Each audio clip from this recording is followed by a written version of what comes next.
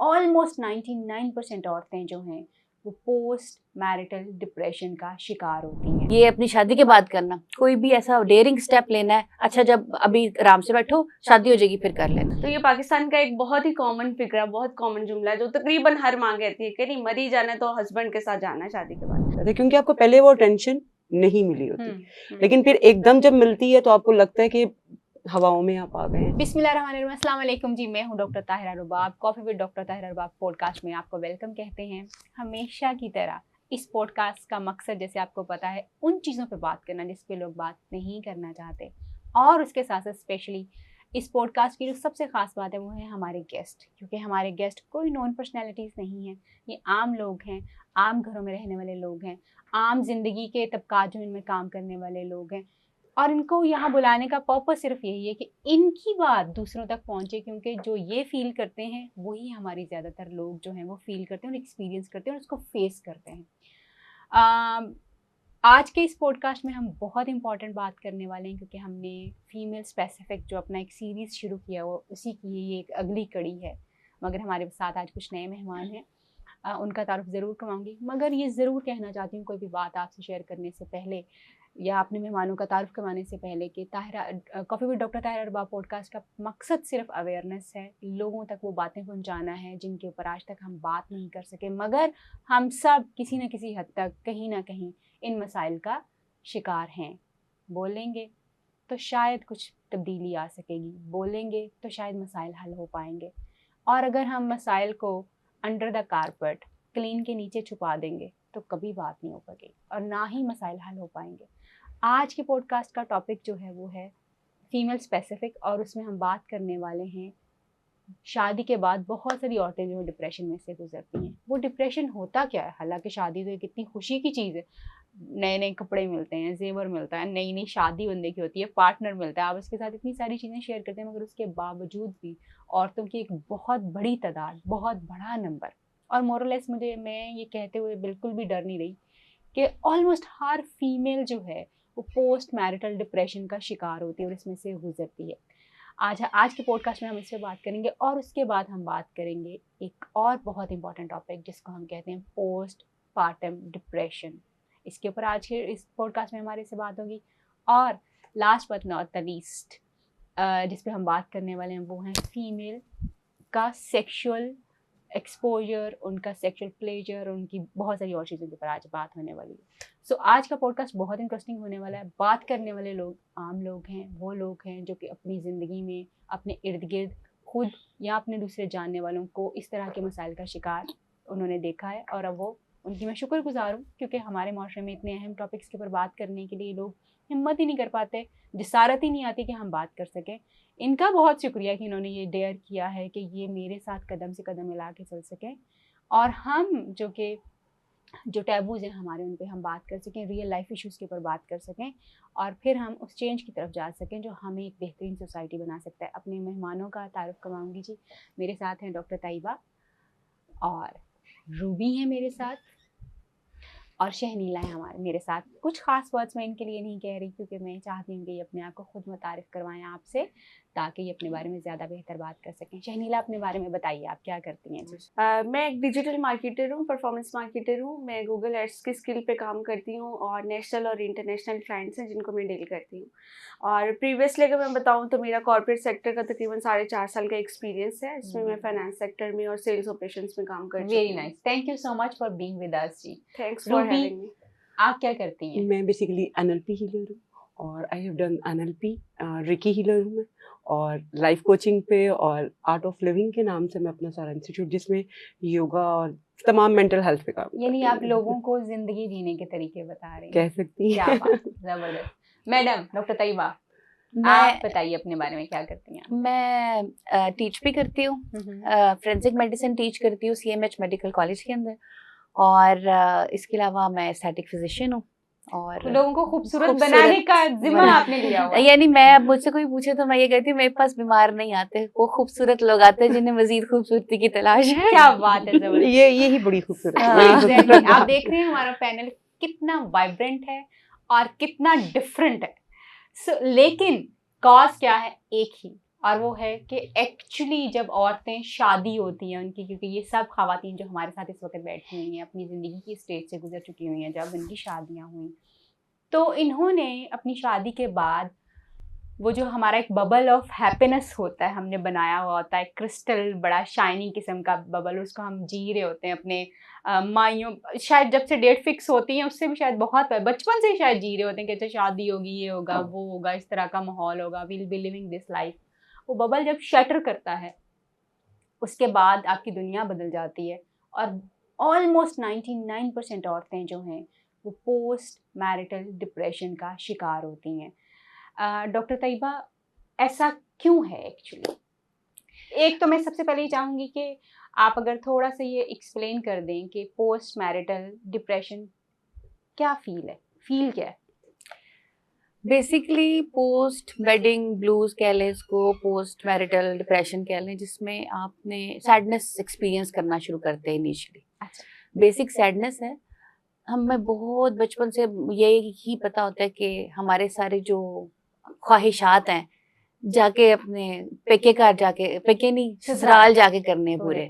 ये अपनी शादी के बाद करना, कोई भी ऐसा डेयरिंग स्टेप लेना है, अच्छा जब अभी आराम से बैठो शादी हो जाएगी फिर कर लेना। तो हमने सोचा होता है और कि हम शादी के बाद बहुत कुछ करना है जी, ये भी करेंगे, घूमने भी जाएंगे, पार्टी भी करेंगे, सब चीजें हमने शादी के बाद करनी है। फिर उसके अलावा एक बच्चे की हमेशा बहुत ज्यादा खूबसूरत लग रही होती है दुल्हन। जब आप देखें बच्चियां हमेशा दुल्हनों के पीछे पीछे होती हैं। हाँ, इतनी प्यारी ब्यूटी फुल लग रही है, मेकअप किया हुआ है, फुल ज्वेलरी पहनी हुई है, एक एक नोक पलक उसकी खूबसूरत है। वो खूबसूरती जो है वो हमें फैसिनेट करती है कि जी हमने तो बहुत परी लगना है उस दिन, तो वो तो दिन हमारा है। अच्छा, इसके अलावा ये होता है एक्सपेक्टेशंस, ड्रामाज से, मूवीज से। मैंने तो मूवीज से ही थी कि जी आपका पार्टनर ऐसा होता है, हाँ फिर हंसते हैं खेलते हैं, you are very good friends, और आपने जो करना है मिलके करना है, अच्छा हो बुरा हो।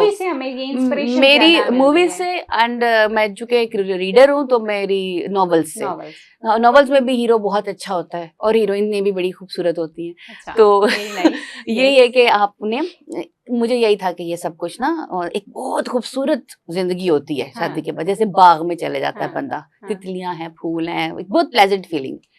जब मेरे ख्याल में मुझे अपने सवाल को रिफ्रेश कर लेना चाहिए कि शादी से पहले शादी के बारे में क्या सोचा जा रहा है। So she is the one who is presenting so good। जी मैडम। तो ये सारी सोचें थी। और फिर आप जब आपका शादी का दिन आता है, पार्लर जा रहे हैं, मेहंदियां लग रही हैं, मायूं बैठ गए हैं, उपटन हो रहा है, वो एक हफ्ता जो होता है ना, तो आप बड़ा अच्छा फील करते हैं कि क्योंकि आपको इतनी अटेंशन मिल रही होती है, हर कोई आप ही को कोई काम भी नहीं कोई कह रहा, क्योंकि अब तो इसने दूसरे घर चला जाना, बड़ी प्रिंसेस वाली हाँ प्रिंसेस वाली फीलिंग। अच्छा, उसके बाद तैयारी, प्लेटों में सब कुछ सर्व हो रहा है, ख्याल, अम्मियां भी इतना ख्याल, कजने भी बहुत ख्याल के अच्छा, और आपको ऐसी देते, इसके सर पे भी हाथ फेर दो, इसकी भी जल्दी शादी, आपको लगता है मैं तो पता नहीं कितनी बड़ी बुजुर्ग हो गई हूँ, मुझे अब पता नहीं जिंदगी क्या स्टेटस चेंज में, हाँ मुझे बहुत कुछ मजा आने वाला है और अच्छा मैं एक लेवल अचीव। यानी these were your feelings before getting married। Madam अपनी फीलिंग्स बताइए बिफोर गेटिंग मैरिड। सबसे पहले तो हमारी जो इनकी बात को वही लिंगर ऑन करूंगी। हमारे यहाँ तो इतना होता है कि अम्मी कटिंग करा लो। अच्छा, नहीं मैं भी आपको बिल्कुल, और हमारे यहाँ ये 90% फैमिलीज में यही चीज है कि इवन बच्चियों ने कटिंग भी करानी है ना, बालों का शेड भी कराना है, कुछ कराना है, अगले घर जाके कराना है। अच्छा, यहाँ मरी जाना है, अपने बंदे नाल जाना, सॉरी ये जो हमारे यहाँ एक टिपिकल एक चीज है। तो बच्चियों को लग रहा होता है कि पता नहीं जब शादी होनी है तो हमें कौन सा नया जहान मिल जाना है, कैसी हमें फ्रीडम मिल जानी है। और फिर आपको एक बड़ा, जब शादी के दिन वो इनकी बात के करीब करीब आते हैं, आपको अपना बड़ा स्पेशल लगने लगता था, क्योंकि आपको पहले वो टेंशन नहीं मिली होती, लेकिन फिर एकदम जब मिलती है तो आपको लगता है कि हवाओं में आप आ गए हैं। और वही शादी के उस दिन में, जैसे उन्होंने, मैं खुद भी बड़ी डाइजेस्ट करने वाली बंदी हूँ, तो वो हमें लग रहा होता है सारे खवातीन शुआ और वो सारे डाइजेस्ट जो है ना वो हमारे लिए बने हुए, और हमारी स्टोरीज के ऊपर सेम हमें लग रहा होता है कि हमने किसी फैंटेसी वर्ल्ड में जाना है जहाँ पे वही शहजादा हीरो और वही, यानी कि बिल्कुल तारीफें कर रहा है कोई हमारी, और उस वक्त कर रही होती है, लेकिन ये है कि आफ्टर सम टाइम्स भी पता चलेगा हमें। ये नेचुरल चीज भी है ना कि आपको एक ऑपोजिट जेंडर की अल्लाह ने अट्रैक्शन रखी हुई है, नेचुरल चीजें, तो आप उन चीजों को जो है ना, वो आपको लग रहा होता है कि लाइफ और हर चीज जो है, मुझे शायद अब मौका मिलने लगा है कि मैं अपनी यानी कि मैं जो चाहूँ मैं कर सकती हूँ। यानी वो अपनी ये बड़ी खूबसूरत हाँ। बात की आपने रूबी कि आपको लगता है कि अब वो जो हाँ। सदियों से था ना अपने घर जाके या अपनी चीजों को करना, वो अब वो आ अब गया आप वो। करने लगे हैं। शहनीला, मैं हाउ भी वाज योर के शादी से पहले वाला जो शादी जी, तक की चीजें क्या थी? इनकी बातों को ही आगे कंटिन्यू करूंगी, क्योंकि इनको सुनने के बाद मुझे ये लग रहा है कि शायद 100% लड़कियां जो पाकिस्तान की हैं वो सारी ही इस तरह से सोचती हैं कि एक एस्केप उनको मिल जाता है जो घर में पहले नहीं करने दिया जा रहा था या नहीं जाने दिया जा रहा था। कहीं रूबी ने जैसे कहा कि मरी जो है वो शादी के बाद जाना अपने हस्बैंड के साथ, तो ये पाकिस्तान का एक बहुत ही कॉमन फिक्रा, बहुत कॉमन जुमला है जो तकरीबन हर माँ कहती है कि नहीं मरी जाना तो हस्बैंड के साथ जाना है शादी के बाद। वो चीज़ हो गई। प्लस मैं कहूँगी कि रियलिटी से बहुत दूर कर दिया जाता है हमें, और हमारी माएँ हमें ये सिखा के नहीं भेजती हैं कि आपको एक या 2 माह के बाद जाके रियलिटी चेक मिलने वाला है, तो हाँ, सब अच्छा लेकिन दिखाया जाता है। उससे पहले जो हमारा भी तो वो खूबसूरत हम वक्त की बात कर रहे जी, हैं और जब मेहंदी जो अभी एक तो टर्म हम हमने यूज़ किया हम कि हवाओं में सैर कर रहे हैं। तो जो टर्म यूज की ना कि अपने घर जाके करना, तो हाँ। हम बहुत ऐसा पहले अपने घर का एक वो इमेजिनेटरी नक्शा बनाना शुरू हो जाते हैं कि वो Yes. मेरा घर होगा, उधर मेरी हुक्मरानी जी, होगी, ये असल वहाँ ये जैसे चीज़ है, मैं असल ये सोचूंगी चीज़ है, वैसे कर बिल्कुल। पाऊंगी, जो जब दिल करेगा उठूंगी, जब जो दिल करेगा वो बनाऊंगी। बट जब हम बाद में आगे आते हैं तो फिर आगे कंटिन्यू कुछ करेंगे और कि होता है। जी नहीं, reality वाकई ये कैसे होता है बहुत कि खूबसूरत लड़की जो के है। ज़हन में ये होता है कि मैं अब जो है ना अपनी सल्तनत की मैं मलका बनने वाली हूँ। True true. अब मैं जो चाहूंगी हाँ, आई विल डू, हाँ। I will do. ये जो एक शख्सी आज़ादी होती है Exactly. उसके अंदर। अच्छा, क्या ये ऐसा नहीं है क्योंकि अब जो हम देखते हैं, अब तो जो हमारी जो अभी जनरेशन आ रही है, जो अभी यूनिवर्सिटी में लड़कियां हमारी जाती हैं, कॉलेजेस में, आप क्योंकि खुद भी पढ़ाती हैं, आप मुख्तलिफ लोगों को मिलती हैं, आप मुख्तलिफ लोगों के प्रोजेक्ट्स करती हैं, तो डोंट यू थिंक सो कि अब ये वाला जो चीजें अभी हम बात कर रहे हैं, it is a little change नहीं, नाउ? अब लिटरली अब काफी चेंज है, हम मैंने बहुत तो change अपनी है। बात की ना, लेकिन अब जैसे मेरे वाली माएँ अगर वो खवातीन उस माओ के लेवल पे पहुंच गई, तो शायद जैसे मैंने इस अवेयरनेस के साथ कि मेरे किसी नॉर्दर्न एरिया में क्यों नहीं घुमाया गया शादी से पहले, तो मैं कोशिश करती हूँ मैं अपने बच्चों को, मैं कश्मीर दिखा दिया, सवात दिखा दिया, हुंजा दिखा दी, मैं लेके जाऊंगी, मैं घुमाऊंगी, क्योंकि उन्हें ये रिग्रेट ना हो कि मेरे तो कभी घुमा ही नहीं, तो पता नहीं आगे शादी के बाद किस तरह का लाइफ मिलती है, अपॉर्चुनिटी मिलती है कि नहीं मिलती, मुझे क्या पता कि आगे लाइफ कैसी गुजरने वाली है। शादी को कितना अरसा हो गया? शादी मेरी 2007 में हुई थी, निकाह 2006 में हुआ था, उसके 1.5 साल बाद मेरी रुखसती हुई ठीक थी। हो गया। आपकी शादी को कितना अरसा हो गया? 21 ईयर 21 years हो गए आपकी शादी को। मेरी शादी को 8 years हो गए। माशाल्लाह, 2006 मैं सीनियर। Very nice. अच्छा, मुझे ये बताइए कि शादी हो गई, आप ससुराल आ गई, how was the first day at ससुराल?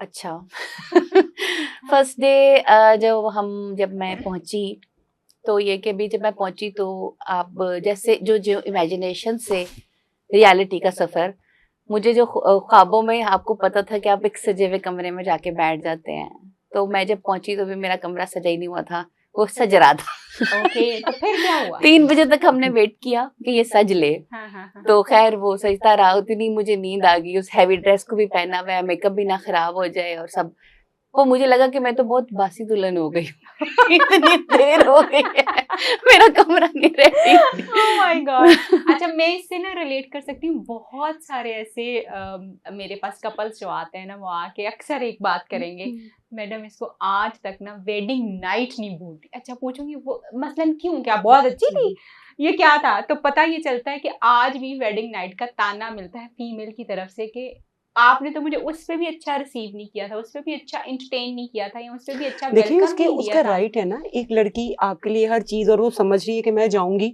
तो मुझे बड़ा वार्मली मुझे वेलकम किया जाएगा। हमारे यहाँ अनफॉर्चुनेटली हमें लड़की को लाने का बड़ा शौक होता है, लेकिन अभी जैसे ही वो बेटी के साथ घर में एंटर होती है ना, और वो लड़का, वो सारी सिचुएशन एकदम ओके, हमारे टाइम में अगर कहें तो चेंज, अब बहुत डिफरेंट है, भैया वाली बात है, अब different है अब थोड़ा सा। थोड़ी सी डिफरेंट है Different चीजें, है। मगर अभी भी मोस्टली जो चीजें हैं वो इसी तरह से ही हो रही होती हैं कि जी अभी भी इवन मैं देखूं कि कुछ महीने पहले की जो कुछ ब्राइड्स मेरे पास आई हैं, तो दे वर नॉट मच डिफरेंट। जो हम अभी बात कर रहे हैं, बहुत ज़्यादा डिफरेंस जो था वो नहीं था। इसी तरह की चीज़ें जो थी, वो प्रेशर्स और वो सारी चीज़ें जो थी वो थी। मुझे ऐसे लगता है कि अगर आपकी अभी आजकल ऐसे होता है कि अगर इनकी ज्यादा अंडरस्टैंडिंग है ना, लड़के लड़की की आपस में जानते होते हैं तो लव मैरिज कह लें या उनकी अंडरस्टैंडिंग कह लें, तो वो शायद खुद भी डिस्कस कर लेते हैं, तो may be they can achieve what they want after हाँ, वेडिंग, वो हाँ, जो maybe, पीरियड या maybe, may be night maybe, में जो भी। exactly. How was first day at your ससुराल? It was nice. It was nice. वही इन वाली बात कि मेरे हस्बैंड से एक अच्छी अंडरस्टैंडिंग थी। अच्छा, very तो nice. और हाँ, कह लें कि जब आप एक जाते हो तो थोड़ा सा नेचुरली इन लॉज वालों का एक रिएक्शन होता है, लेकिन अगर आपको वही वाली बात है कि अगर पार्टनर आपके लिए अंडरस्टैंडिंग और उसको एक पता हो कि नहीं यार she is very special for me, और वो तो मेरा वेलकम बड़ा अच्छा था। बहुत अच्छा। मेरा वेलकम बड़ा I अच्छा was था। also very well received, alhamdulillah. Although मेरी अरेंज मैरिज थी fully, but बहुत अच्छा अरेंज किया हुआ था। My mother-in-law, she was also very यानी आज भी आप उसको अच्छे लफ्जों में याद करती जी जी, हैं। मेरी बहुत अच्छी memories वेरी हैं। Good, very good. अच्छा, अब शादी हो गई है, ससुराल गेंदा फूल शुरू हो चुका है। हाँ, अक्सर लोग कहते हैं कि ससुराल गेंदा फूल जी। क्यों कहते हैं गेंदा फूल? Maybe, गुलाब से Because गेंदे वो भी आ ऐसा जाते हैं। फूल है जो गुलाब से फूल बताएं। लगता है लेकिन वो खुशबू होता नहीं नहीं, देता। खुशबू ये नहीं देता। है रियल रीजन, हाँ, क्योंकि खुशबू नहीं उस देता। गेंदे के फूल की हाँ, स्मेल नहीं होती। खुशबू नहीं exactly, है। खुशबू वो नहीं है ना दूर से उसकी। खुशनुमा लगता है लेकिन वो खुशबू खुशबू नहीं नहीं देता। देता। तो ससुराल में जो हम अभी बात करेंगे post marital depression, did you feel that और नॉट, और I वो did. कैसे था? क्योंकि मैं जानती नहीं थी किसी को भी, मेरे इन लॉज भी, और मैं जज बहुत ज्यादा थी, मुझे पता था कि ये दे जजिंग में। एक तो नहीं, ये था डॉक्टर है, दूसरा ये था कि लाहौर की है, तो लाहौर दी कुड़ियां बड़ी तेज होती हैं, तो ये वाला भी सीन था।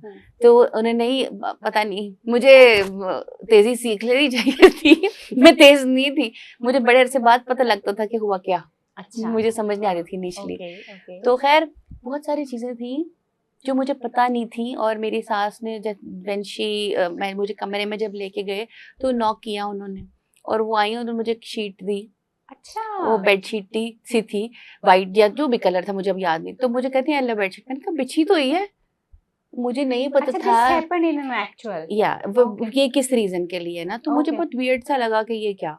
तो यानी क्योंकि पहले से ये फैमिली की तरफ से भी एजुकेशन नहीं मुझे थी। कुछ पता नहीं था इस बारे में कि ये कोई ऐसा मिथ होता है या ऐसी कोई चीज है जो कि, अच्छा उन्होंने दी शीट, तो मुझे लगा बेड शीट तो बिछी हुई है, क्यों कह रही है कि शीट लो, तो मैंने ना साइड पे ही रख दी।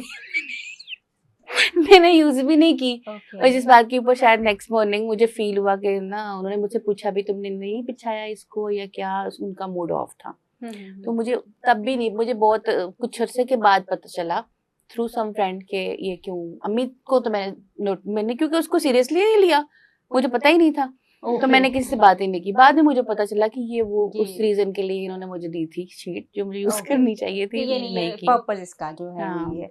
यानी अभी भी हम ये देखते हैं कि जी बेड शीट्स जो हैं वो आपको दी जाती हैं कि चेक किया जाए ये कैसा इम्तिहान है मेरे खुदाया, जो मुझे नहीं पता कि इंसानों के बनाए हुए इम्तिहान आते हैं बेसिकली, तो इसमें हर इम्तिहान जो है हम देखते हैं कि वो औरत के ऊपर जो है वो आता है कि उसने उसमें से गुजरना है।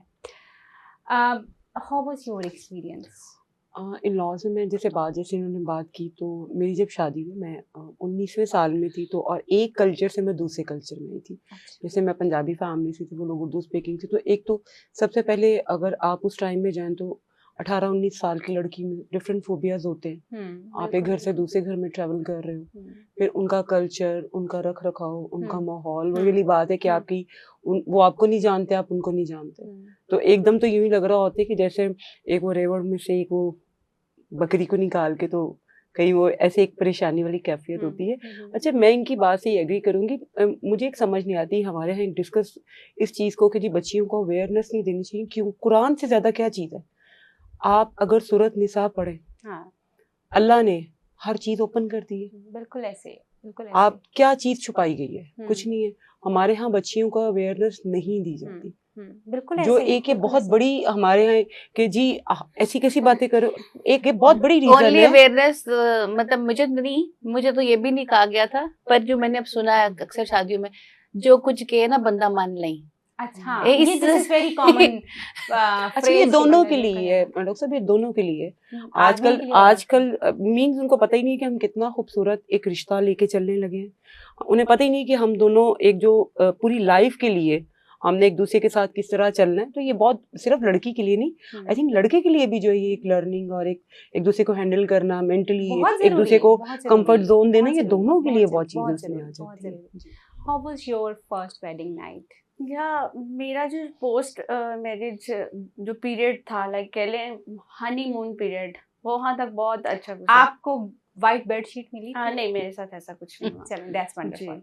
और एटलीस्ट कहीं पे हम ये देखते हैं कि शायद वही वही लाहौर बात है, में अभी- लाहौर में आप जी, लाहौर जी। से बाहर जरा थोड़ा सा आई हैव बीन मैं- मैरिड टू हम- लाहौर और अल्हम्दुलिल्लाह एजुकेटेड फैमिली है और ऐसा माशाल्लाह। कोई सिनेरियो मेरे साथ पेश नहीं आया। बाकी ये कि अगर आप कंटिन्यू मैं बताना चाहूँ तो मैं ये इसमें ऐड करना चाहूँगी कि जैसे रूबी ने कहा ना कि लड़की को भी एजुकेट नहीं किया जाता कि शादी के बाद उसने किस तरह से बिहेव करना है जाके इन लॉज के साथ, और लड़के को भी नहीं सिखाया जाता कि आपने किस तरह से मैनेज करना है जब एक लड़की आ रही है, उसको कैसे कंफर्टेबल रखना है, उसको कैसे एट होम फील करवाना है। तो उसमें सिर्फ ये नहीं होता कि आपने रूम डेकोरेट कर दिया या आपने उससे पूछ लिया कि हाँ खाना खा लिया, क्या खाना है। हर पैसा जो है ना हर चीज का हल नहीं होता। तो Very आप good. कितनी केयर कर रहे हो उसकी, कितना उसको फीलिंग्स को समझ रहे हो, बिकॉज पोस्ट मैरिटल जो है वो आपको एक लोनलीनेस फील होनी स्टार्ट होती है। आप अपने घर से हर बंदे को छोड़ के और आपके रूम को जिसके साथ आपकी अटैचमेंट होती है वो छोड़ के एक नए रूम में जब शिफ्ट होती हैं तो आपको तो नींद ही नहीं आती है। पहली बात है, आप एक रात के लिए अपने घर से निकल के कहीं चले जाएं तो आपको तो उस जगह पे नींद नहीं आती। कुछ जगह चेंज हुई है, लोग चेंज हुए हैं, कल्चर चेंज हुआ है वहाँ का। तो ये चीजें जो है ये बड़ा कंट्रीब्यूट करती है। अच्छा, सबसे ज्यादा मैं सॉरी आपकी बात एक बड़ी हमारे यहाँ आप बजाय घर वालों को लड़के को पहले दिन सिखाया जाता है तुमने जाते कहना है मेरी माँ बहनों का ख्याल करना है, तुमने ये, हालांकि आप एक आने वाली बंदी को आप उसको अभी से ही बता रहे हो कि ये रिश्ते उसके दिल में आप एक जहर डाल रहे हो कि मेरे इतने, ये बड़ी एक देखा जाए तो ये हमारे यहाँ इन चीजों की अवेयरनेस नहीं है। एग्री विद यू कि ये होता है बिल्कुल।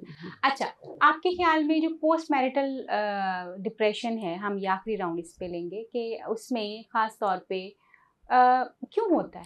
सबसे पहले इस वजह से स्टार्ट हो जाता है कि अच्छा तो बस यही था, इतना सा ही ये ड्यूरेशन था, इतना सा ही टाइम पीरियड था जिसमें मैंने वो प्रिंसेस बनना था। अच्छा, अब लाइफ नॉर्मल लाना शुरू हो गई है। अगर एक बंदी अब लड़की सैड होके बैठी है तो by the in laws she is being considered as a rude person. ये बड़ी प्राउड है, हमसे बात नहीं कर रही। इस बात को नहीं समझ रहे कि वो यार उदास हो सकती है, वो सैड हो सकती है, उसे समझ नहीं आ रही मैं किससे बात करूं, कैसे कम्युनिकेट करूं आप सबसे, क्योंकि मैं तो आपको नहीं जानती। अब आप लोग है मेजोरिटी में, वो है अकेली, उसको कंफर्टेबल फील कराएं, उसको अपने साथ नॉर्मल एक पेज पे लेकर आए, अपने साथ बिठाएं, उसको थोड़ी देखें। अगर हर बंदा जान लेता है इसको अभी अच्छा लग रहा है फेशियल एक्सप्रेशन से, आपकी बॉडी लैंग्वेज से कि कंफर्टेबल है, नहीं कंफर्टेबल तो आप पूछ सकते हैं कि क्या चाहिए, कुछ। अगर आप हेल्पिंग या सॉफ्ट कॉर्नर रखते हैं और थोड़ा सा हेल्पिंग एटीट्यूड शो करते हैं, मैं यकीन से कह सकती हूँ कि she will open up, she will consider कि यार यहाँ मेरे केयरिंग लोग मौजूद हैं, ये लोग मुझे एट होम फील करा रहे हैं। हो ही नहीं सकता कि वो आपको अपने माँ बाप बहन भाई ना समझे।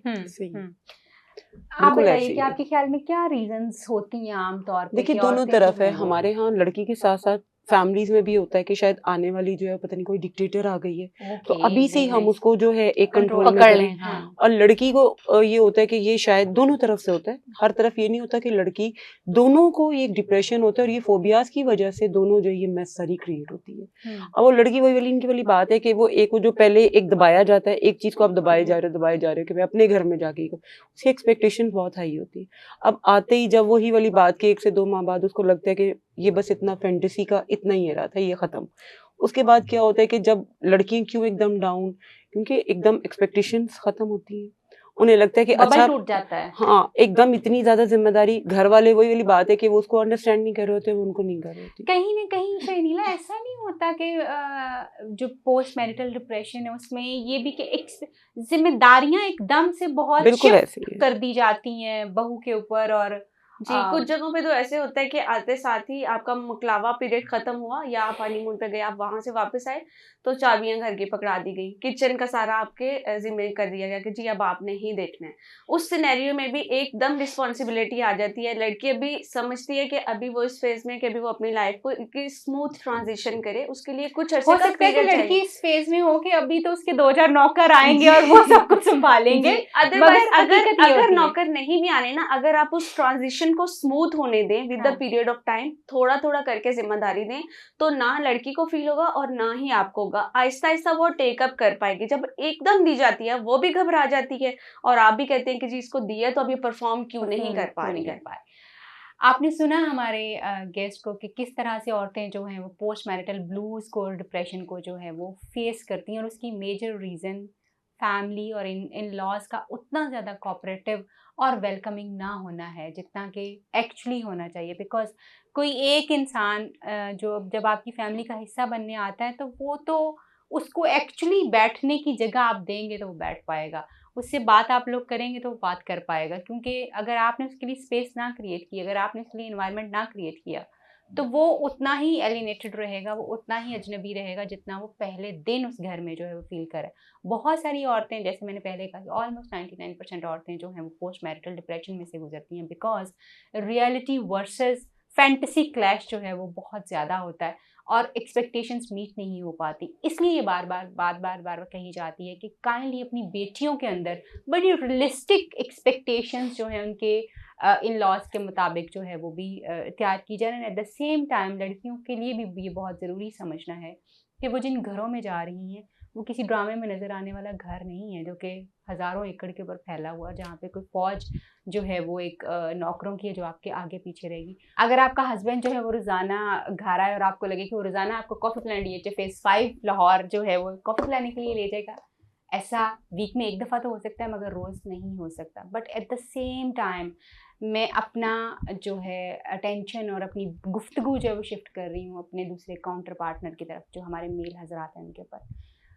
पोस्ट मैरिटल डिप्रेशन अगर कोई औरत फेस करती है तो उसकी बहुत बड़ी वजह उसके पार्टनर का कोऑपरेटिव ना होना है, उसके पार्टनर का उसको वो फील ना देना है कि वो यहाँ पे सिक्योर है, उसके पार्टनर का उसको ये ना जगह देना है कि वो इस फैमिली को अपनी फैमिली की तरह ओन कर सकती है। और इन लॉज का ख़ास तौर पे रोल है क्योंकि वो उस बेटी के ऊपर, उस बच्ची के ऊपर बहुत जजमेंटल है, उसकी छोटी छोटी चीज़ों के ऊपर। एंड देन शहनीदा ने बड़ा इंपॉर्टेंट पॉइंट जो है वो कंट्रीब्यूट किया है कि जब आपका कल्चरल डिफरेंस होता है, जो कि मैं खुद आजकल बहुत ज़्यादा क्लिनिक के ऊपर फेस करती हूँ, लोग आके कंप्लेन करते हैं कि जब दो फैमिलीज़ का कल्चर जो है वो सेम नहीं होता तो कॉन्फ्लिक्ट्स जो हैं, फैंटेसी वर्सेस रियलिटी का बबल जो है वो बहुत बुरी तरह शटर होता है और फिर लोग उसी तरह से इक्वल अपने रिलेशनशिप में नहीं आ पाते जैसा कि उन्होंने सोचा हुआ होता है। सो आपका लाइफस्टाइल का सेम होना, फैमिली कल्चर का सेम होना आपको सपोर्ट कर सकता है कि आप जल्दी किसी भी फैमिली के अंदर जो है एडजस्ट कर सकें। Thank you so much madams. लेकिन अगला सवाल मेरा आपसे ये है कि आप तीनों ही माएँ हैं माशाल्लाह। ये तो हम अभी बात कर रहे थे कि कैसा इन लॉज के अंदर कैसा वो आपका दिन था और किस तरह की फीलिंग्स जो थी वो आपकी थी। What do you think doctor Tayyaba के जो फीमेल्स होती हैं जब वो पोस्ट मैरिटल डिप्रेशन में से गुजरती हैं उसमें हस्बैंड का रोल जो है वो क्या होता है और किस तरह से होता है? जब शादी करके लड़की आ गई तो उसकी सारी जिंदगी अब उस एक पॉइंट के गिर्द घूम रही है, दिस इज हस्बैंड। अब आपका किसी बंदे का फैमिली में मूड खराब होता तो वो हस्बैंड की शक्ल देखती है कि ये मुझे बताएगा या मुझे बचाएगा या मुझे गाइड करेगा मैं क्या करूं, या वो आपको प्रोटेक्ट करेगा। कहीं पे आपने ऐसी चीज फेस कर ली तो वो आपको आके तसल्ली दे देगा, या आप कहीं काम कुछ कर रहे हो तो वो आपको आके कंपनी दे देगा। You not feeling alone then. अगर आप अलोन फील करना शुरू कर दें या वो आपको, मेरी माँ इससे नाराज है मैं इससे बात नहीं करूंगा, मेरी जो बहन कि को बड़ा कॉमन हमारा एक रवैया है कि हाँ, अगर मदर्स नाराज हैं या बहनों में नाराज तो बंदा नाराज होकर खुद भी बैठ जाता है, साइलेंट ट्रीटमेंट दे रहा है और खुद ही लड़की असेस करे कि मुझसे क्या गलती हुई है। ये इतनी बड़ी वजह है डिप्रेशन में जाने की कि मुझे पता ही नहीं है कि मुझसे गलती क्या हुई है, कोई बताओ तो सही। और ये कि बहन मेरी के साथ ऐसे बात हो गई या बहन के बच्चे के साथ कोई ऐसी बात हो गई कि उसको कह दिया कि तैयार हो रही हो तो बेटा 2 मिनट बाहर चले जाओ, मैं चेंज कर लूं या कुछ, क्यों मेरी बहन की बच्ची तुम्हारे कमरे में थी, उसको तुमने कमरे से बाहर निकाला है। और इस बात की वो अगर पूरा घर नाराज हो गया तो आपकी प्राइवेसी किधर है? You're not having the privacy, you're not having the support, you're not having the company, और आपके पास कोई बंदा ही नहीं है जो आपको कोई पुश कर सकता है, कोई अच्छी चीज की तरफ गाइड कर सकता है, या कैसे कैटर करना है इस नई फैमिली से वो बता सकता है। Beautiful, thank you so much, बहुत खूबसूरत पॉइंट आपने बताया। रूबी, आपके ख्याल में हस्बैंड का रोल कहाँ आता है जब हम पोस्ट मैरिटल डिप्रेशन की ख्याल बात में करते हैं? 99% हस्बैंड पे। अगर वो थोड़ा सा अंडरस्टैंडिंग हो, उसको पता हो कि देखिए एक माहौल में एक लड़की को आप लेके आ रहे हैं, वो एक आपके घर में नहीं आई है, वो आपके कल्चर को नहीं जानती, वो आपके वैल्यूज को नहीं जानती, वो आपके घर के बिहेवियर्स को नहीं जानती। वो बंदा वाहिद वो की होता है जो उसको एक शेल्टर दे सकता है, उसको पैम्परिंग दे सकता है, उसको स्पेस दे सकता है, ना कि वो हर वक्त उसके लिए एक जज बन जाए। आगे पीछे चाहे उसे अपनी माँ को खुद ना पूछा हो, लेकिन अगर लड़की ने उसकी खाला को भी इनकी बात को लिंगर ऑन करूंगी, अगर नहीं कहा फौरन उसको टहरे में खड़ा कर दिया जाता है। ये जो चीज हस्बैंड अगर थोड़ा सा पॉजिटिव हो, अंडरस्टैंडिंग हो, वो दोनों को एक मैनेज कर सकता है। लेकिन अगर वो साथ में एक वो लड़की को लग रहा होता है कि मैं पता नहीं कहाँ आ गई हूँ कि जहाँ पे हर वक्त मुझे जज किया जा रहा है, एक वो ये हमारे एक बड़ी मिथ बन गई ना कि उसको एक वो मेंटली उनको टॉर्चर किया जाता है कि इसको इतना टफ टाइम दो कि ये आने वाली जिंदगी में हमें परेशान ना करे। लड़का इर्द गिर्द के माहौल से सुन के इसको कंट्रोल में रखना है, इसको यूं खींच के रखना है, इसको यूं करना है, और उसको ये नहीं पता होता कि वो औरत को बागी कर रहा है अपने ये थ्रेट मिली होती है दोस्तों से या जो और मैरिड लोग हैं फैमिली के ही, हु नागी ना बीवी होते हैं लग जगह थल्ले, तो उसको ये भी बड़ा लगाम देखिए, औरत मैंने जानवर बना दिया जाता है, लगाम डाल के रखो। मैंने थल्ले नहीं लगना, मैंने रोब रखना है इसके ऊपर, और एनू वो क्या कहते हैं एक मुहावरा वो बोलते थे बिल्ली मारनी है या क्या जो भी, कि एनू फर्स्ट नाइट इतना डरा देना है फर्स्ट डेज में कि बाद में बोल ही ना सके कुछ कर ही ना सके। हाँ, इसकी सारी खत्म हो जाए। What do you think mentally occupied करने की जैसे आपने बड़ी खूबसूरत बात की कल्चर वाली भी, आई वांट कि आप दोबारा से इसको जरा थोड़ा एलेबोरेट भी करें। और दूसरा बताइए हस्बैंड का क्या रोल है पोस्ट मैरिटल डिप्रेशन में? अपने एक्सपीरियंस भी बता सकती हैं और इर्द गिर्द, क्योंकि आप माशाल्लाह काम कर रही हैं तो आपको पता ही होगा कि क्या कुछ सुनने में आता है आपके, तो क्या है वो? जी, मैं डॉक्टर तैयबा की बात को ही कंटिन्यू करूंगी कि मर्द को यही सिखाया जाता है कि पहले दिन से ही कंट्रोल करके रखना है उसको। तो अगर वो आपको अकोमोडेट नहीं कर रहा है, कंट्रोल कर रहा है, तो एक स्पेस क्रिएट होना शुरू हो जाती है।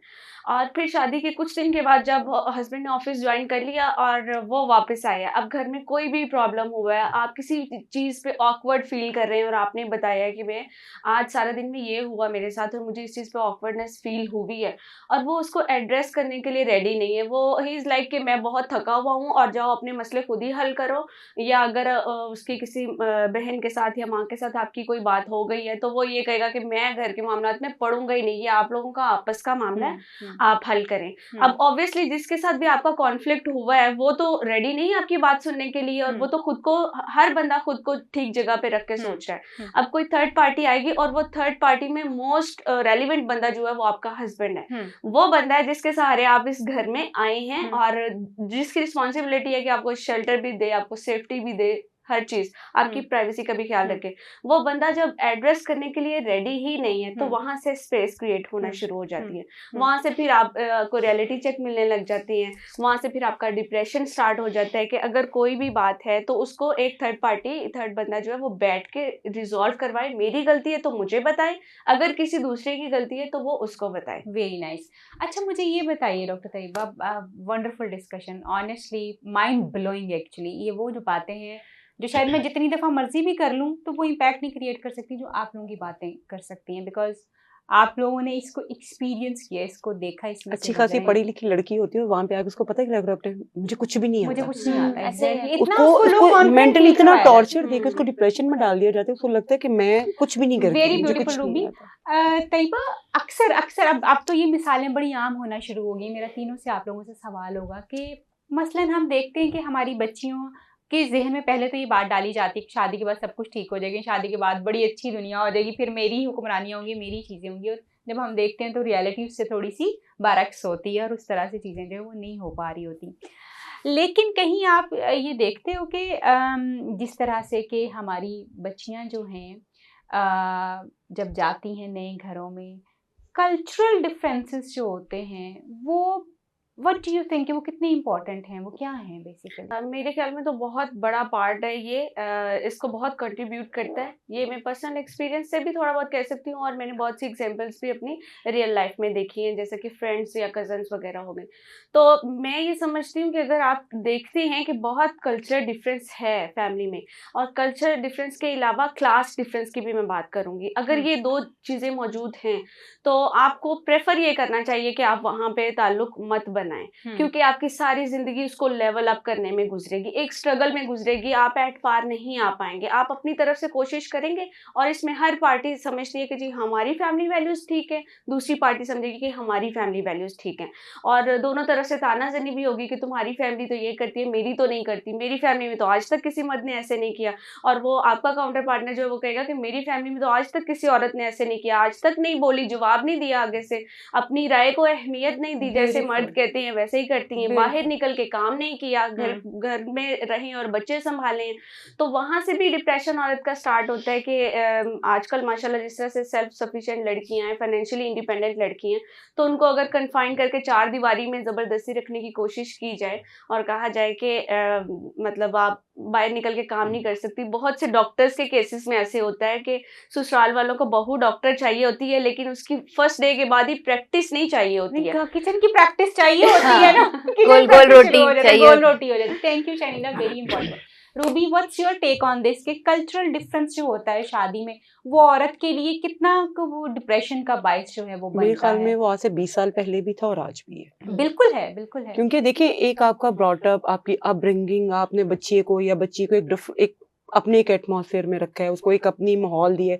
अब जाते ही लड़की को टोटल, क्योंकि लड़की से ज्यादा ये जो है ना उससे तस्वर किया जाता है कि उसने अपना दी बेस्ट देना है उसको, कि तुम अपने घर बाप के घर में ये नहीं था तो ये नहीं है, वही वाली बात की हमारे घरों में तो ये नहीं होता था, तुम तो ये नहीं करोगी। मीन्स उसको जबरदस्ती अपनी पूरी पर्सनालिटी को चेंज करने के लिए कहा जाता है, जो कि लड़की के लिए काफी मुश्किल होता है। देखिए, औरत कॉम्प्रोमाइज तो कर लेती है, कोशिश करें कि उसे कॉम्प्रोमाइजिंग से सेक्रीफाइस करवाएं, लेकिन प्यार और मोहब्बत। Very beautiful. Madam, what do you think कि कल्चरल डिफरेंस जो है वो क्या है? कल्चरल स्टेटस, जब आप एक, अगर आप बहुत हाई लेवल पे भी नहीं है, आप एक मीडियम क्लास से ताल्लुक रखते हैं, आपकी शादी हो जाती है किसी बिल्कुल गांव वाले एरिया में, जरूरी नहीं आप गांव चले जाएं, एट टाइम्स तो आप जाओगे ना, ईदों पे जाओगे, किसी न किसी त्योहारों पे जाओगे, जी हमारे आबाई घर होगा, चाहे आबाई घर आबाद है या नहीं है, आप सारे चले गए हैं वहां करने। उस एनवायरनमेंट में, उन मिट्टी के चूल्हों के ऊपर क्या वो लड़की कर सकती है एडजस्ट, या आप उससे फिर एक्सपेक्ट क्यों करोगे? आप मतलब thing is maybe she tries to compromise, but do not expect कि वो वहां बैठ के आपकी मिट्टी के चूल्हे पे खाना भी बनाएगी, और वो उसके बाद वो सारे बर्तन जो है वो उन्हें वहीं बैठ के धोएगी भी, आप उसको कोई चीज, कोई बंदी मासी प्रोवाइड भी नहीं करोगे, और वो मतलब कैसे फिर आप कहोगे कि मेरी माँ ने तो सारी जिंदगी ऐसे कि तुमसे एक दिन नहीं होता, जब उसको आता ही नहीं है। सबसे बड़ी ये जो कंपैरिजन की है, सबसे बड़ा क्राइटेरिया आपको जज करने का है, इट्स अगेंस्ट योर माँ। मेरी माँ ने भी किया था, हालांकि ये इतना खूबसूरत रिश्ता, इतना खूबसूरत रिश्ता है सास और बहू का, जिस लड़की को, और लेकिन लड़की की वजह से खराब होता है। मैं समझती हूँ सास और बहू का रिश्ता बड़ा खूबसूरत है, वो औरत भी बड़ी अच्छी है, आने वाली बच्ची भी बड़ी अच्छी है, लेकिन दोनों अगर एक दूसरे को अंडरस्टैंड कर ले ना, तो ये चीजें इतनी ज्यादा। प्लस जो हमने बात की कि हस्बैंड का रोल भी बहुत होता है, तो एक लड़के का बहुत इंपॉर्टेंट रोल है कि वो इन दोनों के रिलेशनशिप को बैलेंस आउट कैसे रखे। अच्छा, वेरी इंपॉर्टेंट। अब कुछ और इम्पोर्टेंट अभी इन्फॉर्मेशन तो बताइए। वो ये कि जब आपको कहीं पे भी ऐसा स्टेटस फीलिंग आ जाती है ना, तो इफ द पर्सन, स्पेशली जो हस्बैंड जो है, वो अगर थोड़ा सा इंफीरियर है, तो उसको एक इंफीरियोरिटी कॉम्प्लेक्स होता है। Exactly. उस इंफीरियोरिटी कॉम्प्लेक्स को ओवरकम करने के लिए ही ट्राइज टू एक्ट सुपीरियर, और उसको सुपीरियोरिटी कॉम्प्लेक्स होता है, दैट गिव्स यू एक डिनाइल की फीलिंग कि ये बंदी, मतलब आपको लगने लग जाता है कि यार मेरी ये चीज भी नहीं एक्सेप्टेबल, क्योंकि वो उसमें आप में कीड़े निकालना शुरू हो जाते हैं, ताकि आप अपने आप में इतने फोकस्ड हो जाओ अपने आप को ओके करने में कि मैं एक्सेप्टेबल हो जाऊं, कि आपको जारी रहे, हाँ, कि आप किसी तरह से डिजायरेबल हो उसको ये होता है कि ये अब मुझ पे किसी वक्त आके कोई तनकीद ना कर दे। वो उसको मेंटली इतना ऑक्यूपाइड कर देता है अपने इस इंफीरियरिटी कॉम्प्लेक्स को कवर करने के लिए कि वो बंदी समझने लग जाती कि I am nothing. Self confidence खत्म हो जाता है सेल्फ basically कॉन्फिडेंस जो है वो तो। खत्म हो जाता है। आप सुन रहे हैं जी, हमारे गेस्ट कितनी खूबसूरत इन्फॉर्मेशन आप लोगों से शेयर कर रहे हैं। पेनफुल है, बहुत तकलीफ है, बिकॉज ये हमारी बेटियां, बहुएं और हमारी फीमेल्स जो हैं ये सब कुछ फेस करती हैं। हकीकत यही है, और आप खुद भी अपने घरों में ये चीज़ें देखते होंगे। कल्चरल डिफरेंसेस के बहुत सारे केसेस मैंने देखे हैं। बहुत सारी लड़कियां जो हैं हमारी जॉब कर रही होती हैं, उस वक्त वो बड़ी वेल टू डू होती हैं। वेल टू डू का मतलब ये नहीं है कि वो खुदा ना खास्ता दुपट्टा चादर कमीज सलवार पहनने वाले लोग वेल टू डू नहीं होते, दे आर माशाल्लाह वेरी गुड, लेकिन थोड़ा सा ड्रेसिंग वगैरह की सेंस थोड़ी सी और होती है। मतलब जैसे जीन्स आजकल बड़ा कॉमन है, इस तरह की चीज़ें। इसी तरह अगर मैं एक बात ऐड ऑन करना चाहूंगी कि थोड़ा सा नॉर्मल है, लड़की बंदा अपने आप को या प्रोजेक्ट कर रहा है कि मैं सुपीरियर हूँ या वो है, तो देर इज अ पॉइंट जहां उसको कोई प्रॉब्लम आएगी, वो आगे से ये ताना मारता तुम तो ये डिजर्व ही नहीं करती, जो तुम्हें सब कुछ आसाइशें मेरी वजह से मिल रही हैं, ये बहुत तुमने कॉमन है एक्सपेक्ट एग्जैक्टली करती कि मैं तुम्हारा तुम डिजर्विंग नहीं हो। deserve भी फॉर नहीं करती। ग्रांटेड ले लिया हाँ, जाता है ना, उस बच्ची को डिजर्व भी फॉर नहीं करती। ग्रांटेड ले दूसरा फिर लिया एक जाता और है। चीज बड़ी कॉमनली कही जाती है, तुम्हें खाना पीना, रोटी और घर और सारा कुछ ये तो मिला हुआ है, एग्जैक्टली सब कुछ तो मिला, हाँ। और तुम्हें क्या चाहिए जी। जहाँ पे भी इमोशनल कनेक्शन की बात आती है, आपको चाहिए अपने हस्बैंड या इन लॉज की तरफ से, वहां पे ये कहा जाता है कि हाँ इसको खाना तो मिलता है, हाँ। अच्छा कपड़ा भी मिलता है, और इसको क्या चाहिए। ये वो जो ये इमोशनल तो मिल गया, फीमेल है, फिर भी वो कह नहीं। दिया कि यार ये तुम्हारी इतनी औकात है कि सारा कुछ हाँ, तुम्हें इस हाँ, लेवल का ये मिलता लफ्ज हो। बहुत बिल्कुल। दफा कहा जाता है। ऑनेस्टली बिल्कुल I can really understand this कि जब आप अपनी इन्फीरियोरिटी को दूसरे के ऊपर प्रोजेक्ट करना शुरू होते हैं तो यू से सच काइंड ऑफ थिंग्स। लेकिन एट द सेम टाइम जो है हम देखते हैं कि खूबसूरत फीमेल्स यहाँ पे आपको बैठी हुई नजर आ रही है माशाल्लाह से। They been mothers, they been wife, they will भी इंशाल्लाह ताला। सासें बड़ी अच्छी होंगी क्योंकि बहुत सारा कुछ देख लिया है। अगला सवाल मेरा आप लोगों से जो है वो ये है कि जॉइंट फैमिली सिस्टम, मैं बहुत कुछ नहीं कहना चाहती इसके बारे में, लेकिन इज इट अ ब्लेसिंग और अ कर्स? हाँ, ये नहीं मतलब मेरा खामोश होने का मतलब ये था कि आप इसको क्या कहेंगे। What is like, is it favourable, नहीं होना चाहिए, क्या है? दोनों तरह से है। अगर तो आपकी फैमिली इन लॉज आपके हेल्पफुल हैं, अंडरस्टैंडिंग हैं और एजुकेटेड हैं, तो बहुत हेल्पफुल भी होता है। वो माँ को माँ होना चाहिए, मतलब सास को भी माँ होना चाहिए, जेलस होके कंपैरेटिव नेचर नहीं होनी चाहिए। अगर वो अपने आप को मैं तो इंज कर देता, ऐसे को तो इंज नहीं हो रहा, ऐसा बच्चा मैं सांभ रही हो तो वो तो जादी है जॉब पे चली जाती, ये बातें अगर हो रही हैं तो आपको वो कंफर्ट जोन नहीं मिलता। फिर अगर जॉइंट फैमिली सिस्टम टो लगाने वाले हैं, जैसे कई लोग होते हैं जो छुप छुप के सुन रहे, अच्छा है गल हो गई, वो बातें हो गई, तो आपकी प्राइवेसी किधर गई? You don't have a privacy at your own home, तो फिर ये बातें बहुत ज्यादा प्रॉब्लम कर जाती हैं। What's your take Ruby on this कि जॉइंट फैमिली सिस्टम होना चाहिए या नहीं होना चाहिए, और ये हिंड्रेंस क्रिएट करता है? देखिए मैं एक बात कहूंगी कि देखिए कुछ चीजें हम लोग जब नेचर से, रिलीजन से दूर होते हैं तो हमें फेस करनी पड़ती है। अगर एज अ मुस्लिम ये कहा गया ना, ये इंडो पाक से ये जॉइंट फैमिली सिस्टम आया, इनसे बात से मैं एग्री करूंगी कि इसमें कुछ चीजें अच्छी भी हैं कुछ, लेकिन आजकल हमारी बेसिस अच्छा आजकल ज्यादा नेगेटिव है। एक घर में अगर 4 भाई रह रहे हैं ना, अगर 2 अपने स्टेटस में बहुत अच्छे हैं, 2 के बच्चे बहुत अच्छे स्कूल में जा रहे हैं, 2 के कम, तो ये चीजें ज्यादा प्रॉब्लम क्रिएट कर रही हैं। इसमें हेल्प मुझे नहीं लगता कि कोई आज के दौर में इतना हेल्पिंग है। आजकल अगर आज के उसमें देखें, हाँ अच्छी चीजें हैं, अगर आप में एक दूसरे के लिए अंडरस्टैंडिंग है, एक दूसरे के लिए आप दे सकते हैं, ये एहसास कर सकते हैं, तो बहुत अच्छी चीज है। आपके ख्याल में जो है वो जॉइंट फैमिली सिस्टम जो है ये मिलने मिलाने के लिए बहुत अच्छी चीज है, बट फॉर द कपल थोड़ा सा डिस्टेंस होना चाहिए, या तो हो कि आपके घर की वैल्यूज ऐसी हैं कि जहाँ पे हर एक को एक हेल्दी माहौल दिया जा रहा है, वो अपनी बात को कन्वे कर सकता है, या उसकी बात सुनी जा रही है, तो इससे अच्छा माहौल कोई नहीं। वेरी गुड, कोई अंडरस्टैंडिंग फैमिली के लोग हैं। मैं पिछले 8 साल से, जब से मेरी शादी हुई है, मैं जॉइंट फैमिली सिस्टम में रह रही हूँ।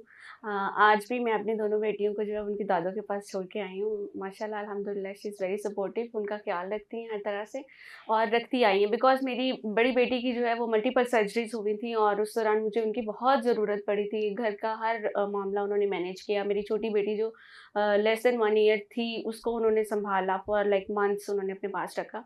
तो इस चीज़ को देखते हुए मैं एंडोर्स करूँगी कि जॉइंट फैमिली सिस्टम अच्छी चीज़ है, but having said that Pakistan में रहते हुए फुली आप जो है वो उसको इम्प्लीमेंट नहीं कर सकते हैं। इसके ड्रॉबैक्स भी होते हैं और इसके बेनिफिट्स भी होते हैं।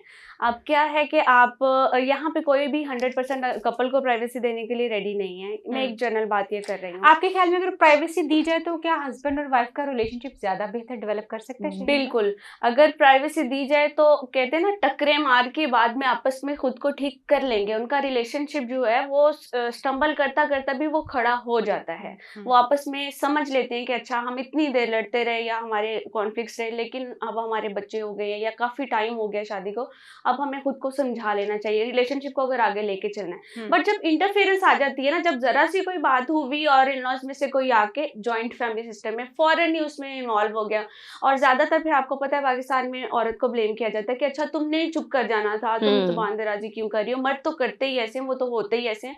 एंड मर्द इज लाइक कि मैं कुछ भी कह सकता हूँ, मैं हाकिम हूँ घर का और मेरे हुक्म के बगैर तो तुम्हें दोज़ख मिल जाएगी और ये वो कुछ नहीं कर सकती है, स्टेप आउट नहीं कर सकती हो तुम घर से, माँ बाप को मिलने नहीं जा सकते, बहुत से सिनेरियोज में ऐसे भी होता है।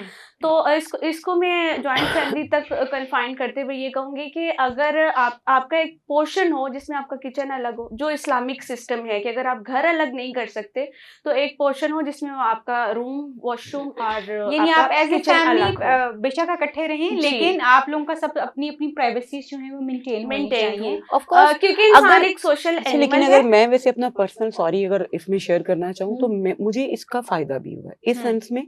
बाज़ का देखें, लड़का लड़की दोनों एक एज में होते हैं, जज्बाती होते हैं, बात चीज़ों में बहुत ज़्यादा वही इनकी बात की प्राइवेसी भी होती है, लेकिन कुछ ऐसे मैटर्स होते हैं जहाँ पे बड़ों की इन्वॉल्वमेंट भी ज़रूरी होती है।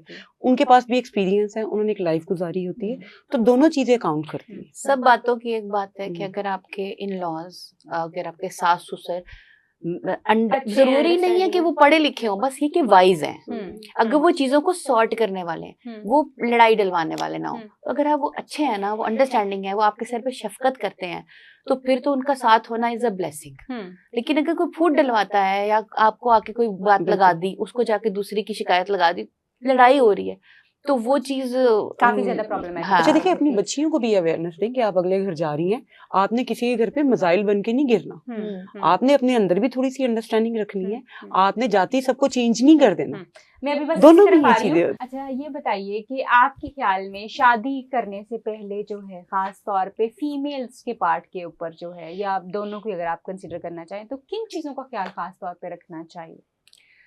कि अपनी बच्चियों के लिए स्पाउस आप सिलेक्ट कर रहे हैं, तो बच्चियां खुद भी अगर आजकल कर तो ये सेलेक्ट माशरा करें, है ना, अगर वो खुद भी हाँ, अगर वो होगी, पसंद करके भी किसी को ले आती, तो मैं क्या क्या चीजें देखूंगी, स्पेशली देखूंगी कि एनवायरनमेंट उसके घर का कैसा है, उसके पेरेंट्स कैसे हैं, और उन्होंने उसे ब्रॉटअप, उसका ब्रॉटअप कैसा है। अच्छा, उस बच्चे के लड़के का ब्रॉटअप किस तरह का है? ब्रॉटअप बहुत इंपॉर्टेंट है। अगर वो एक ऐसे माहौल में पला है जहाँ के ऊपर उसने, मतलब अगर उसकी वो ग्रूमिंग नहीं हुई हुई, जैसे कि कंफर्टेबल, वो उसी हिसाब से अपने ब्रॉटअप के हिसाब से जज करेगा उस लड़की को, चाहे कितनी भी अंडरस्टैंडिंग हो, एक टाइम पे करेगा, ठीक है।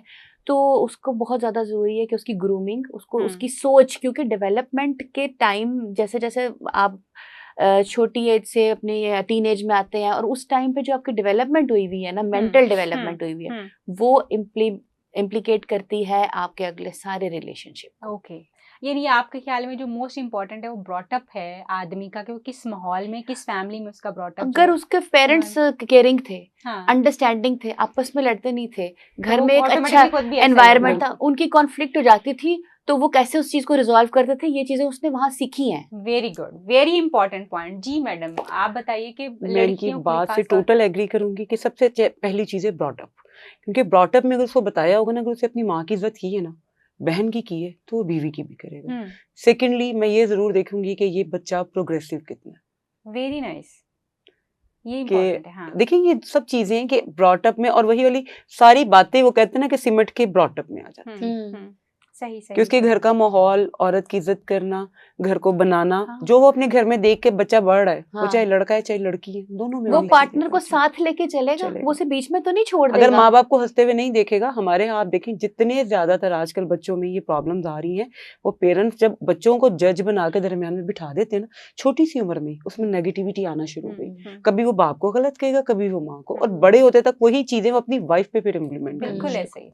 जहनीला, व्हाट डू यू थिंक लड़कियों को या क्या कंसिडर करना चाहिए when they are making this decision? अच्छा, इसमें चाहे लड़कियां खुद सेलेक्ट कर रही हैं हाँ, अपना चाहे लाइफ दोनों। पार्टनर या उनके हाँ, पेरेंट्स कर रहे हैं, दोनों। कुछ चीजें जो मेरे माइंड में आ रही हैं वो ये कि एक तो सबसे पहले जैसे बात चल रही है कि उनका ब्रॉटअप कैसा हुआ है, उनकी ग्रूमिंग कैसे हुई हुई है, तो बचपन से लेके जो उन्होंने हालात देखे हैं, प्लस उनके फादर ने उनकी मदर को या घर की और फैमिली की दूसरी खवातीन को कैसे ट्रीट किया, वर्क प्लेस पे कैसा ट्रीट करते हैं, वो चीज़ थोड़ी सी देखनी चाहिए। बिकॉज लड़का जो है वो बाप से इंस्पिरेशन लेता है और लड़कियां माँ से। जैसे कहते हैं ना कि जिस घर में रिश्ता लेने जाओ उसकी ज़मीन देखो, यानी कि उसकी माँ को देखे, उसके क्या वैल्यूज़ हैं, क्या आदात और अतवार हैं, उस तरह की लड़की में आएंगी। तो आप जब लड़के को देखने जाए ना तो थोड़ा सा उसके फादर को देखें, उनका क्या स्टेचर है, और स्टेचर में फाइनेंशियली नहीं, मॉरल ग्राउंड्स को देखें आप क्या moral कि grounds है? किस तरह से है। क्योंकि जिस तरह से उन्होंने अपनी फैमिली की या बाहर वर्क प्लेस पे औरतों को डील किया, आपका हस्बैंड टू बी जो है वो कल को आपको वैसे ही ट्रीट करेगा। सेकेंडली जो मैं चीज़ देखती हूँ कि इमोशनल इंटेलिजेंस उस बंदे में कितनी है, Beautiful. क्योंकि उसके इमोशनल इम्बैलेंस की वजह से ना आपकी लाइफ इम्बैलेंस हो जाएगी, और आपकी और उनके इम्बैलेंस की वजह से आपके बच्चों की लाइफ बहुत अफेक्ट होगी। इफेक्ट होगी। वेरी नाइस, ठीक वेरी है। Important point. थर्ड पॉइंट मेरे जहन में आता है कि वो सेल्फ सेंटर्ड नहीं हो। अगर वो सेल्फ सेंटर्ड होगा, आपको लाइफ में जो भी प्रॉब्लम आएगा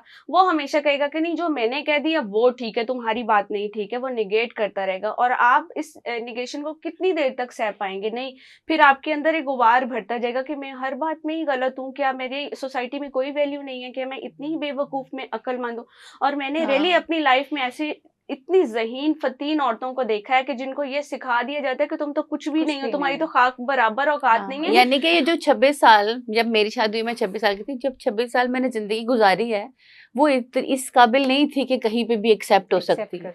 नेक्स्ट पॉइंट है कि वो कॉन्फ्लिक्ट मैनेजमेंट उसकी कैसी है, अंडर प्रेशर वो कैसे परफॉर्म करता है। अगर कोई भी कॉन्फ्लिक्ट हो Very गया है, well उसके said. घर वाले 10 लोग बैठे हुए, माँ बाप बहन भाई बैठे हुए और एक तरफ आप बैठे हुए, तो क्या वो हमेशा अंडर प्रेशर आके आप पे ही चीखेगा चिल्लाएगा, या उसको पता है कि प्रेशर है लेकिन मैंने अपनी सेंसेस में रह के जो है वो फैसला करना है।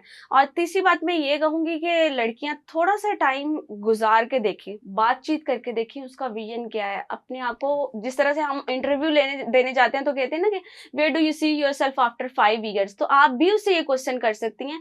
आपको अंदाजा हो जाएगा कि ये क्या सोचता है और कल को क्या बनेगा। अगले 5 साल में उसकी लाइफ पे आपकी लाइफ डिपेंड कर रही होगी। जितनी ग्रोथ उसकी होगी आपकी भी हो रही होगी, और अगर वो नीचे जा रहा होगा तो वो आप भी नीचे जा रहे होंगे। और एक चीज और जो मैंने देखी है, जब शादी के टाइम पे जो हम बबल की बात कर रहे थे ना कि ये टूटता है, बाज़ औक़ात लड़का इतनी अच्छी जॉब पे नहीं होता, इतनी अच्छी पोजीशन पे नहीं होता और इतनी कैपेबिलिटीज या स्किल्स भी नहीं होती हैं, लेकिन शादी के टाइम पे माँ बाप उसको कवर करते हैं और कुछ अर्सा तक उसको खर्चा भी बड़ा अच्छा देते हैं, ताकि लड़की जो है वो फील करे कि हाँ बहुत अच्छे घर में शादी हो गई है, बहुत अच्छे कपड़े मिल रहे हैं, बहुत अच्छे जूते मिल रहे हैं। लेकिन जब माँ बाप थोड़ा सा हाथ पीछे करते हैं तो फिर कहते हैं ना कि बैठ के खाने से बादशाहों के खजाने भी खाली हो जाते हैं, तो आपकी लाइफ फिर मिज़री की तरफ जो है ट्रैवल करना शुरू कर देती है। इन सारी चीज़ों पर जो है वो एक चीज और ऐड करना चाहती हूँ कि मदर्स को भी देखना चाहिए, क्योंकि एक ही घर में पले हुए डिफरेंट माओं के बच्चे, अगर जॉइंट फैमिली की बात करें तो उनके आदात और त्योहार बहुत फर्क होते हैं, लड़का भी हो या लड़की भी हो, कि अगर किसने किस तरीके से उनको पाला है। आखिरी सवाल आप लोगों से इस पॉडकास्ट का वो ये है कि आपके ख्याल में ये जो है बच्चियां, जैसे हम पोस्ट मैरिटल डिप्रेशन की बात करें थी, क्या टिप्स देंगी फीमेल जो पोस्ट मैरिटल डिप्रेशन में से और ब्लूज में से गुजर रही हैं? क्या टिप्स होनी चाहिए हस्बैंड के लिए और लड़की के लिए? क्विक 3। सबसे पहले तो यही है कि उन लोगों को अपने रिश्ते की अवेयरनेस का पता हो, उन्हें पता हो कि हम कितने खूबसूरत रिश्ते को, जिम्मेदारी को भी और रिश्ते को भी, हमारे यहाँ जिम्मेदारी पहले बताई जाती है, रिश्ता बाद में बताया जाता है। सेकेंडली मैं वही बात करूंगी कि आपको कुरान में अल्लाह ताला ने इतनी अच्छी तरबियत अपने बेटे को भी और बेटी को भी इस रिश्ते का बताएं। थर्डली एक दूसरे को अंडरस्टैंड करें, चाहे लड़का है चाहे लड़की, एक दूसरे को स्पेस दें, ना लड़का टोटल गलत है ना लड़की, सिर्फ एक दूसरे के लिए अंडरस्टैंडिंग करें। जी, मैं इस पे ये पॉइंट ऐड करूँगी, जैसे रूबी ने भी कहा कि इसकी भी एजुकेशन होनी चाहिए। शादी के बाद बिल्कुल। आपने प्री किस तरह मैरिटल से काउंसलिंग काउंसलिंग बिल्कुल होनी बिल्कुल चाहिए। होनी चाहिए। हमारे यहाँ ना अनफॉर्चुनेटली ना मेडिकल असेसमेंट होती है कपल की, और ना ही प्री मैरिटल काउंसलिंग होती है। तो माँ बाप ने भी एक बबल बनाया होता अपने घर में कि जी हाँ, आप बहुत इंटेलिजेंट हो तो आपकी लाइफ आगे जाके बहुत आसान है, नौकर चाकर रख लेना, कमाती हो ना कोई बात नहीं, नौकर रख लेना, खाना भी पका देगा, ये भी कर देगा, वो भी कर देगा। बट व्हाट इफ आप आते हैं वहाँ पे और वहाँ पे ट्रेंड ही नहीं, वो कहते हैं कि जी हमने खाना भी अपनी बहू के हाथ का ही खाना है, कोई नौकर हाथ ना लगाए, इस तरह की चीजें। तो रेडी करके बेटी को भेजना चाहिए। मैंने जहां तक देखा है, कोई 90% मेरे इर्द गिर्द की खवातीन है जिनमें पेरेंट्स ने बेटियों को इस चीज की तरबियत नहीं दी है कि आपने कैसे डील करना है सास को। इवन इफ आप ठीक हो और वो गलत है, लेकिन बात करने का एक तरीका है, कम्युनिकेट करने का एक तरीका है, ये चीज। और हस्बैंड क्या कर सकते हैं, जैसे मैंने बताया कि वो बैलेंस आउट करें, वो उधर की भी बात सुने, उनको भी ये फील ना करें कि वो लेट आउट है, कि शादी होने के बाद बस बीवी की ही सुनता है, और बीवी को भी फील ना करवाएं कि जी मेरी सुनता नहीं है। प्लस इसको कम करने के लिए आप जितनी कोशिश कर सकते हैं आप करें। आप अपने हस्बैंड से बैठ के बात करें कि मुझे ये प्रॉब्लम्स फेस करने पड़ रही हैं, तो आप इसमें मेरी हेल्प करें इनको रिजॉल्व करने में। कम्युनिकेशन को बेहतर Yes, बनाना। मेरे ख्याल में communication का यहाँ पे बेहतर आपका बताएं। सबसे ज्यादा है कि शादी से पहले ना अपनी बेटी और बेटी को एक दफा इनके पास काउंसलिंग के लिए थोड़े से पैसे खर्च लें। शादी में हाँ, कपड़ों, possible, देखिए ये exactly, जरूरी है, ये हाँ, मजाक से हाँ, हटके आप हाँ। कपड़ों पे, फंक्शन पे इतना कर रहे हैं, जी। तो जो असल फोकस है ना, तो एक दफा डॉक्टर ताहिरा के पास हाँ, अपना रिलेशनशिप भी बेहतर कैसे रखना है, जरूरी बाद नहीं है में कि भी तो खाली जाना है। जी, फैमिली में बिल्कुल, किस तरह से बिल्कुल, हस्बैंड ने सलमान उसको जी। सपोर्ट देनी है, क्योंकि अगर वो सपोर्ट आपकी उसकी बैक पे नहीं होगी तो वो अकेली किसी जंग को नहीं लड़ बिल्कुल। सकती, सही। वो सेल्फ जंग को भी नहीं लड़ सकती। सही, अच्छा, इसमें एक और पॉइंट मैं ऐड करना चाहूंगी कि अगर लड़की ये सारी कोशिशें कर रही है लेकिन कुछ भी मतलब वर्सन होती जा रही है कंडीशन, तो एटलीस्ट फिर उसको लास्ट रिजॉर्ट के तौर पे उसको एक वेंट आउट का भी ऑप्शन दें कि वो जाए, वो दोस्तों से मिले और कुछ उनसे ओहो डिस्कस हो। करे, वो जाए अपनी फैमिली से मिले, वो डिस्कस करे। बड़ा वो थोड़ा इम्पोर्टेंट पॉइंट आपने उठा दिया। दोस्तों से इतनी ज्यादा हस्बैंड्स को Jealousy डर लग होती है। जाता जी, है, जी, बिल्कुल। जेलसी हो जाती है, वो एक उनका ये भी कोई उनको रेड पहले उनको लगता बताया है कि जाता है पता ना कि नहीं ज्यादा दोस्तों से ना मिलने हाँ, देना, ज्यादा फैमिली में दिमाग ना खराब जाने हो पता देना। नहीं जी, क्या और बता स्पेशली देगी ये कहा जाके। जाता है कि माँ के घर ज्यादा नहीं जाने देना, या सास सुना देती कि जी मैं तो नहीं इतना जाके रहती थी और मैं तो देखिए रात भी दोस्तों नहीं को भी रहती। ख्याल करना चाहिए, बहुत सी केसेस में हुआ भी। नहीं लेकिन ये यार वो देखिए, इवन ये कि लेकिन- मुलाकात तो हाँ, दूर की बात, sometimes they don't let you talk to the friend on call, हाँ, कि जी, मतलब नहीं आप पत्नी तुम और तरह ही बात करती हो, क्योंकि दैट तरह is the normal person, exactly वो वैसी है और आपसे हाँ। एक्सेप्ट नहीं और होगा। असल वही अगर बात, इनको फ्रेंड्स या privacy लड़की हाँ, की उनको फैमिली नहीं, तो privacy फिर हस्बैंड खुद को पेश करे ना वेंट आउट के लिए कि हाँ, हाँ, औरत बिल्कुल, अगर अपने बिल्कुल। हस्बैंड के साथ पंच नहीं। वेंटिंग आउट कर सकती है बिल्कुल। तो उसको हाँ। किसी और की जरूरत और नहीं। जरूरत ही नहीं, बिल्कुल वाकई ऐसे, में। बिल्कुल ऐसा ही।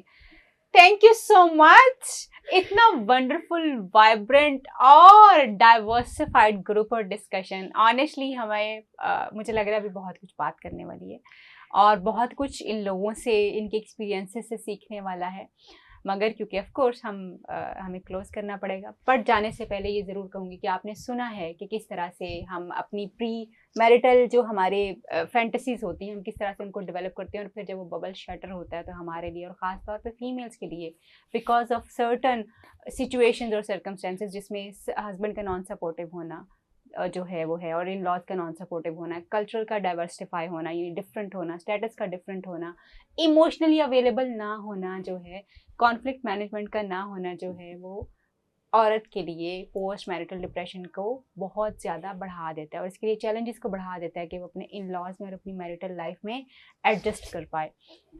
इन एनी केस जो है हस्बैंड की रिस्पॉन्सिबिलिटी ये बनती है कि वो कहीं ना कहीं एक ऐसा इन्वायरमेंट क्रिएट करे जहाँ पे उसकी बीवी जो सेफ, सिक्योर, प्रोटेक्टेड फील करे और उसको लगे कि वो अपनी ही फैमिली में। And on the other hand लड़कियों से ये बात कहूँगी कि येस, शादी से पहले हमने जितनी फिल्मी ड्रामे देखे होते हैं, आपके सामने इन्होंने बताया कि वो बबल कैसे शैटर हुआ, जैसे जब डाइजेस्ट पढ़ते थे तो एक और चीज़ जहन में आती थी, ड्रामास देखते थे तो कोई एक और चीज़ जो है जहन में आती थी, और उसी के हिसाब से हम सब, इंक्लूडिंग मी एंड एवरीबडी, हम सब उसी के हिसाब से अपने लाइफ पार्टनर को देखते हैं। मगर ऐसा हो सकता है कि हमारा लाइफ पार्टनर जो है वो ज़िंदगी में जब हमारे साथ चल रहा हो तो कभी वो अवेलेबल हो और कभी ना अवेलेबल हो, या ऐसा हो सकता है कि रोज़ाना आपको ये ना कहे कि चलो darling coffee plan DHA phase 5 चलते हैं आज कॉफी पीने के लिए। ये हफ्ते में 1 दफा तो हो सकता है, मगर रोज रोज जो है वो नहीं हो सकता। सो थोड़ी सी अपनी फैंटेसीज को जो है, थोड़ी सी अपनी एक्सपेक्टेशंस को नीचे रखिए और रियलिटी में जीने की कोशिश करें। यस, वेरी इंपॉर्टेंट, आपकी जो एक्सपेक्टेशंस आपके हस्बैंड से हैं वो उससे ज़रूर कम्युनिकेट कीजिए। उसको पता होना चाहिए, जैसे शहनीला ने बात की, कि आपस में एक दूसरे से बातचीत कीजिए शादी से पहले, so that you get to know कि है क्या भाई, कौन है, मैं किसके साथ शादी कर रही हूँ, क्या है, क्या पर्सपेक्टिव है, उसकी वैल्यूज़ क्या हैं, ज़िंदगी को देखता है कैसे, आज से 5 साल बाद वो रिलेशनशिप को कहाँ देखता है, क्या चीज़ें। दीज आर वेरी की प्रिंसिपल्स। अगर आप पोस्ट मैरिटल डिप्रेशन से बचना चाहते हैं या आप अपने लिए एक बेहतरीन ज़िंदगी जो है वो जीना चाहते हैं, तो आपको इन प्रिंसिपल्स के ऊपर काम करना है। मगर दोनों तरफ से एफर्ट होगी तो रिलेशनशिप इसकी इंतहा तक जो है खूबसूरत हो पाएगा। और दोनों में से अगर आपने किसी एक को बैल बनाया हुआ है, आप कह रहे हैं कि बस तुमने ही करना है, लेट मी टेल यू, आज नहीं तो कल वो बैल थक के बैठ जाएगा। उसकी हिम्मत नहीं है कि वो अकेला सारा बोझ उठाए। सो रिलेशनशिप दोनों का है, रिस्पॉन्सिबिलिटी भी दोनों की है। दोनों ने अपना अपना रोल प्ले करना है और दोनों ने ही इस रिलेशनशिप को खूबसूरत बनाना है, ताकि आने वाली जनरेशन जो है वो खूबसूरत हो जाए। हमें दीजिए इजाज़त। Coffee with doctor Tahira Rubab podcast में आपका बहुत बहुत शुक्रिया कि आपने टाइम दिया और आपने देखा और हमारे एक्सपर्ट्स की जो है बातें सुनी। आपसे फिर मुलाकात होगी किसी नए और खूबसूरत सोशल इशू के ऊपर बात करेंगे। तब तक के लिए अल्लाह हाफिज़।